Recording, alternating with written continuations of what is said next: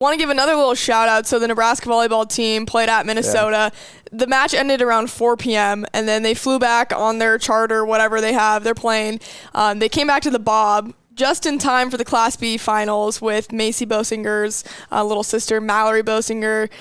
That game ended up being around 7 o'clock, about 2 hours behind. So they did end up, it worked out well for them. It was fun. I got to talk to Macy's mom and Mallory's mom, Christina, afterwards, who's the head coach at Norris, obviously playing in that game against Elkhorn North. Dad's on staff as well. Dad's on staff. Chris, he's awesome too. Yes. Hearing them talk about getting updates from their daughter, like, oh, it's an hour 17 flight. Can you get some Norse gear out for me? So she was really excited. Macy was really excited to get back. And then the whole team's just hanging out in the Norse student section. Like, that's awesome. And Mallory and Christina talked about in the press conference afterward, like, Macy's texting throughout the day, and then like she FaceTimed them in the morning while they're doing their film study, just because she wanted to be there with them and be a part of it.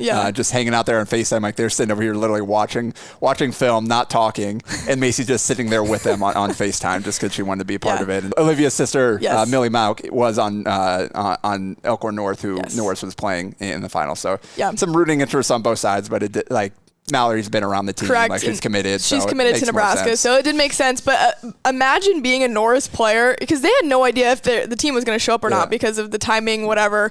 You turn around, you're going to go serve, and the number one team in the nation's behind you. Like, you can't lose. Yeah.